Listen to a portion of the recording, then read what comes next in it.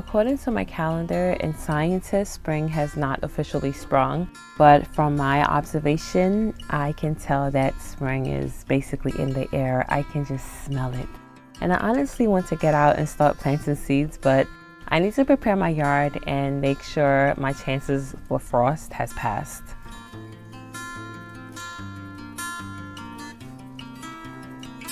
Late in the growing season last year, we removed a few trees, so this will be my first year with lots of sunlight in my backyard. Since my backyard is on a slope, I need to make raised beds with this new space and new sunlight. And this is a task my sons and I will tackle together. We were able to source some free wood from one of those hatchet throwing places, and this wood is untreated. The only problem that I have with this wood is that it's marked up, but I'm putting the marked pieces on the outside.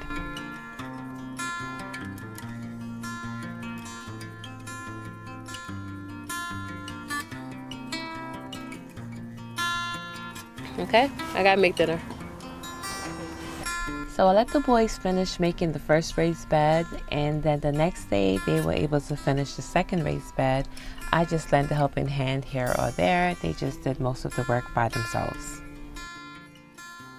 There was a pine tree located in front of my greenhouse, well, where my greenhouse is currently located. I was only able to grow cherry tomatoes under that tree. Now that the tree is gone, I have new space to garden. I was contemplating whether I should make raised beds or just do rows, but I decided on just doing rows. It's cheaper. And so I am preparing and dividing the area. I am making my rows I'm making the rows 3 feet wide and 18 inches will be my walking path. This spacing will work for this small space, and I actually implemented it on the other side of my garden last year and it worked out perfectly for me. It is a narrow space to walk and you wouldn't be able to pull a wheelbarrow, but it's a small space, so I don't mind just moving things with buckets, and everything is going to work out perfectly. Well, I hope so. You want dinner?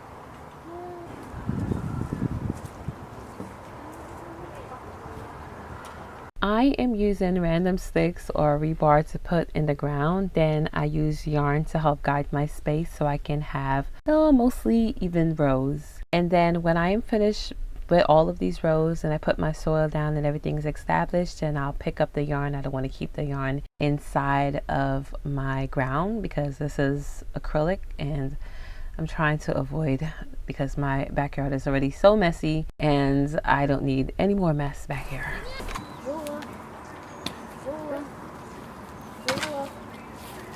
My lovely daughter will be loosening up the soil for me. Meanwhile, the boys will be digging some unwanted roots out of the ground, and we will be all working together to make sure that that space is free from anything growing there. Gardening can basically be your workout routine. I wanted to fluff the soil up some more because it just seemed a bit compact for my liking, but this is not my preferred method. I prefer to just put paper down, some kind of cardboard, and then put in compost on top and then just start gardening. But I just felt like it was just too compact, and because my children were walking here for the past few months, so I just wanted to just get that done.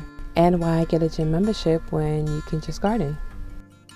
The children and I went into Sam's Club and they had strawberry roots, and my daughters begged for me to buy them.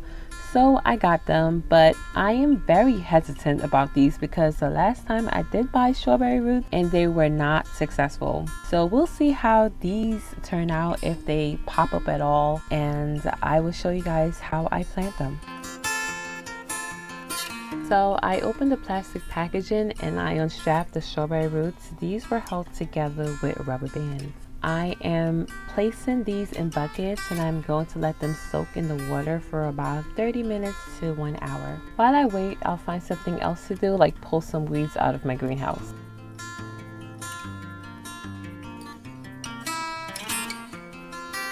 I had these cabbage plants growing in my house, so they don't look too good. They seem stunted and sickly, and I'm going to plant them in the greenhouse. If they make it, it would be great, but I'm not really counting on it.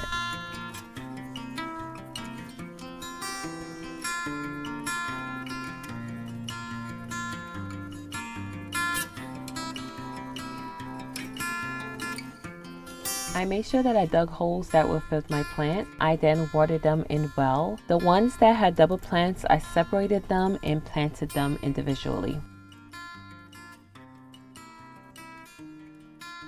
I had the help of my children to sift some compost for me. I am laying it down on top of my row.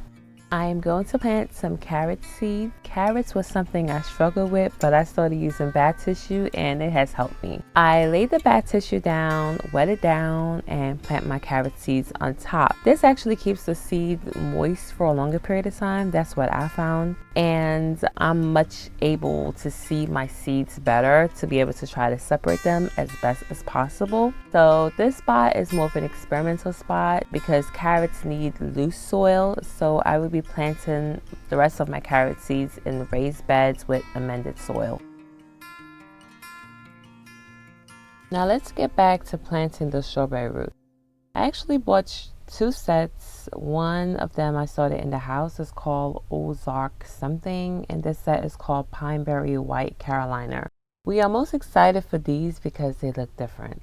The last time I planted strawberry roots, nothing came up, but I realized I made a mistake by covering the entire root with the soil. To plant strawberry roots, you have to put the roots in the ground, but you don't cover the crown. So you leave the crown uncovered and then you just plant it because strawberries don't like their crowns being covered by soil.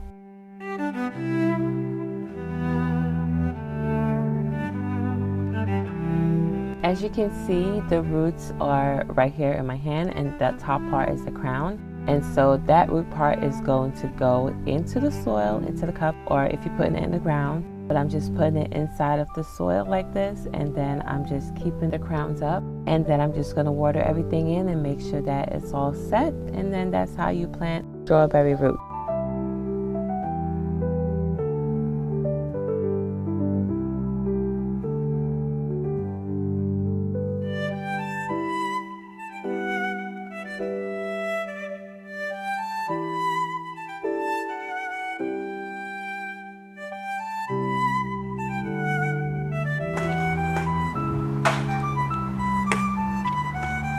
So that's it for this video. I thank you guys so much for watching, and I'll see you guys next time.